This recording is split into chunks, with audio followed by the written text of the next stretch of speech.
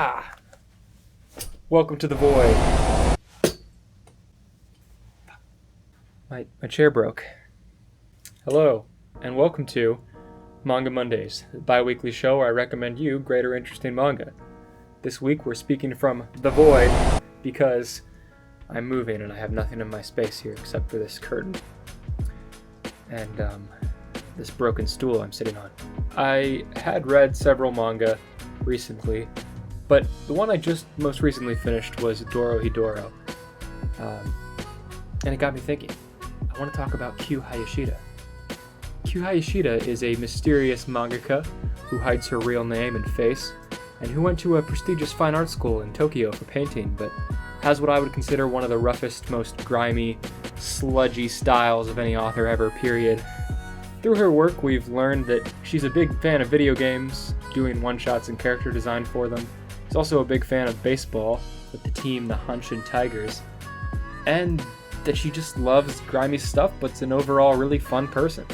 The more I learned about Q, the more interested I became, and after finally finishing Dorohedoro this month, I thought, let's talk about everything Q Hayashida. So in today's first episode in a 3-part series, we're going to cover all the one-shots and Maken X Another, and then next time we'll talk about Dorohedoro before jumping into Die Dark, the ongoing series in part 3 that she's writing now. If you're new here and like manga videos or like fan fiction, the other thing that we do, please consider liking, commenting, subscribing. Thank you.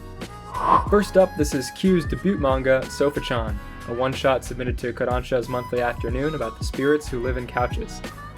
This story mainly follows the plight of a wild-haired female spirit we'll call Sofa-chan, who inhabits the chair in the family's game room. Because it's so dark and stuffy in there, it's hot and uncomfortable. But Sofa-chan does her best using her yokai powers to make those who sit in her chair comfortable anyways, so that in return they'll take good care of her by keeping the couch in good condition. One of the other seat spirits in the house invites Sofa-chan over to his couch when she's replaced by a cheap sail chair, and together they watch as this new yokai steals the family's game room. But this yokai doesn't care about making the family happy and is soon torn apart and thrown out by their cats, reuniting Sofa-chan with her role in the house that she loves so much. This is a pretty cute and short one, and really not bad at all for a debut one-shots. A couple things that stood out to me right away were, oh my god! No, not those. But yes, Q, as we see now and later on, isn't afraid to draw a topless woman. In fact, every single one-shot we're talking about today has at least one topless shot, but I'm not really going to talk about them. I'm talking about the use of space and fun, simple character design. That's what stands out to me. A lot of mangaka struggle with the use of space, especially in their earlier works and one-shots, because they're struggling to get a lot of information across.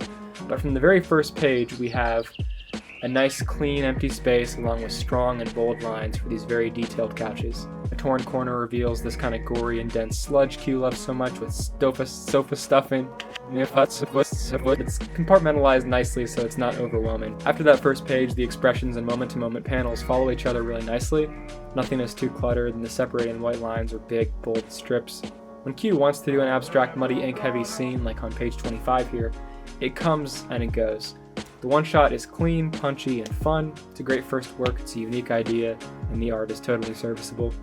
Sometimes it dips into horror a little bit, but not nearly enough to be called like a horror manga one-shot, and Q's signature style isn't quite there yet. A few years later, in 2000, we have Maken X Another. It's a 3-volume series based on the Dreamcast game Maken X, Atlus's first fully voice-acted game, and an early attempt by the company at 3D.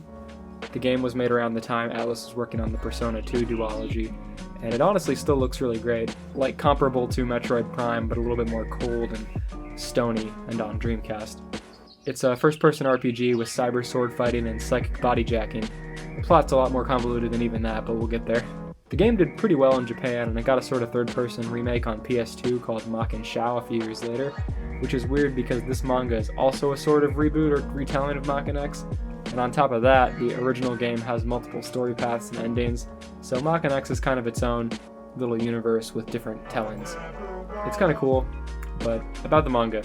I would describe this as a very long one-shot inspired by cyberpunk just generally. It's more interested in doing cool interpretive drawings than actually moving the plot forward. I'm no expert, but in the design I see a little bit of Battle Angel Rita with her look, and Ghost in the Shell with the concepts.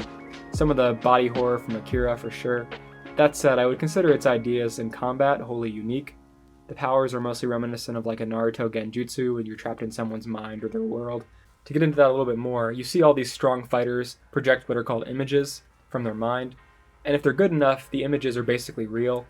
One dude in a show of power rips his own guts out and then makes an image of his guts and doesn't die, meaning he can take a sword through his body. It doesn't really matter, he just lives. It's all fake anyways. Other people will turn entire giant crowds or cities into abstract horror enemies.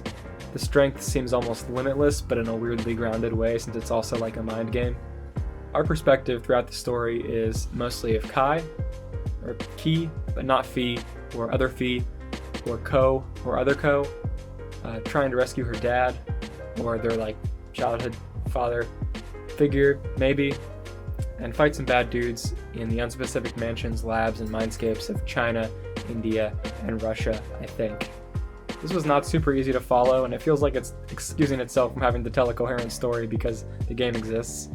But that's fine, it really is beautiful and was an opportunity for Q to just go nuts with her drawings early on into her career, before Dorohedoro really took off, and she was trying to like establish the slow groundwork of that, as she got to just do these giant scenes in this. Besides, Maken X has been out for a while, and this was probably going to be a companion piece to flesh out the characters anyways, which is something Q is great at. Likeable characters. I don't think it's unfair to expect you to have played Maken X if you're going to like this or vice versa. One last note on this, it's extremely gory and violent, so be warned if you plan on checking this one out, since it's one of the longer works, you probably get the most out of it, but the body horror especially is really rough, so just be warned. It's very violent for a video game tie-in. This next title is Huvvah. It's a one-shot that appeared in the art book for the video game Shadows of the Damned. This game had a pretty notorious development hell, in that it originally had been pitched as a survival horror game with team members from No More Heroes, Resident Evil, and Silent Hill. But after many revisions in the pitch phase to EA, it came out as more of an action shooter with Suda51 not actually directing. Interestingly, when you look up the game on YouTube, one of the first results is the boss cutscenes, like everybody wants to see the bosses, and those were designed by Q Hayashida. So it's cool to see her work in the limelight of this game. I wonder how much of her vision was actually compromised by EA and how much else she contributed to the game as a whole. By this point, Dorohedoro had been running for about 10 years, so she would have had a great slew of demon designs to choose from, I'm sure. But this one-shot is very short and hard to read. And yeah, Q is known for her muddy art, but what I mean by that is the writing is like a made-up language, made-up demon speak, which I thought was another language at first, but having combed through this several times, just thinking there wasn't an English version, I think you're supposed to like sound it out and get something out of this, because you can kind of make out some of the words, like revenge, harmonica, food. So here's my best guess at the plot based on what I can tell. Basically, the second boss in the game from Shadows of the Damned, George Reed, is whistling a tune he remembers hearing as a child from a girl who used to play harmonica to him as a child. He remembers her being killed and carried away by demons because she incurred the wrath of one of the Magic Reaper bosses, possibly Mara Scrim from the game, but more likely an older Reaper from before his time because it doesn't quite look like the same design. One day a bit later in his life, George Reed is walking through the city before stopping to eat some ramen, and one of the main demons, Fleming, you fight at the end of the game, walks by him with a harmonica, causing George to like freak out, remember this harmonica thing he was whistling, and go get revenge on the Reaper old man. This one-shot has okay art and a couple of cool scenes, but it really feels like below par for Q. The world doesn't feel very tight. If you're a huge fan of the game, then sure, don't worry, check it out. Don't expect much. The dialogue is basically unreadable, and the world is not particularly interesting to look at, so at the very least you'll get a bit more insight into George Reed, who had like no story in the game, from what I could tell. This next one-shot is part of the art book 138 Degrees East, which was put together by Range Murata, or maybe it's Range Murata, I don't know. Anyways, it features a ton of artists, and it's available on Amazon for like $60 or so, but the consensus seems to be it's a lot of short strips and posters, so unless you're a collector, it's not really worth the time. I will say Range is the main person in the book. His art's really nice, and the posters that I saw were really cool. If you want to check those out, I'll put a link in the description. I was able to find a few shorts for free online from that collection, but none were really as dark or as high quality as Q's contribution. They were mostly pretty short. And ironically enough, this is her best one-shot, in my opinion, called Underground Underground. The crazy thing about Q and her really major works is that they all feel like they're part of a wholly unique and established world. Every piece you get a glimpse of just makes you do a double take, because you may have never seen anything like it. It's like culture shock in this internet age where you're seeing so much, to see something that's been so uniquely considered. It's really rare. In this case, we're sucked into a war happening in the depths of space on another planet.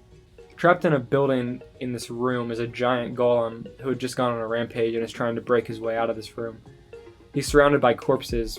Because the sort of sacrificial priest inside has lost his mind, the golem is just going nuts. He's made up of metal plates and gas cans soaked in blood. The priest inside is covered in leather bandages and patterns on his face. He's bleeding from the holes on his mask, and a black orb is floating above his head with little sacrificial pieces around it.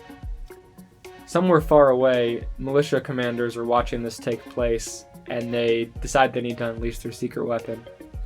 Hexer, who's sealed in the coffin, who was meant to die there, sealed forever. Our main character in this one-shot, called Barge. We see a display of his power, and then we see him killing the golem before learning how he managed to trick his captors into letting him go in the first place.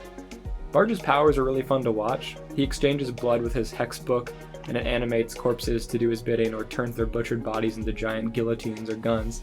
Essentially, it's sort of just like blood magic. Q's work really suits these harsh alien corridors. The closest thing I could compare this one-shot to would be like the Warhammer universe.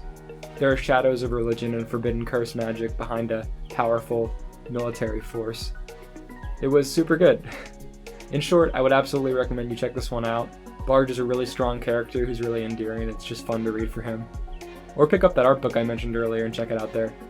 This last one-shot is called Hanshin Hangi and was released in 2015 as part of a celebration for the 80th anniversary of the baseball team, the Hanshin Tigers. The anthology was called the Hanshin Tigers Susetsu 80 Shunin Kinen Zukan. It's a really funny one-shot. Q herself is the main character, and we chronicle her life as a fan of the team from the time she was 14. Her first time visiting the stadium and seeing them, and then the years of watching her struggle to cheer them on when they would do poorly, having no one else to cheer with her because she was cheering for an out-of-town team. Her outlook on life is similar to how she writes her stories. She draws her face with a scary mask and wanders around life in a goofy, dark environment. At one point, she wonders if she's only a fan of the team because she believes if they win, then a giant cursed Colonel Sanders statue covered in sludge will be lifted from the river nearby, but then decides, nah, she's a true fan because she gets stomach aches when the season ends. There's a lot of little jokes like that. I don't think I would really do them a service explaining them, so I just recommend you check it out. It explains the baseball part of Dorohedoro and has a link to a web store where you can buy stuff, but it's all sold out, unfortunately. But the merchandise is really cool. All of it is great, so it's cool to just look at it. I think this is like the best one you could read if you're just a fan of Q, period. It's really fun. It's almost like a slice of life. And yeah, that's it. That's every one-shot by author Q Hayashida. If you like these stories, I recommend you go check them out. If you like the channel, please subscribe, like, comment on the video. Thank you so much for your time. Peace. See you next week. We'll talk about Dorohedoro, or maybe 2 weeks from now. We'll talk about Dorohedoro, and we'll talk about Die Dark. Goodbye. Put this at the beginning. Please like, comment, and subscribe. Really appreciate the support. Thank you.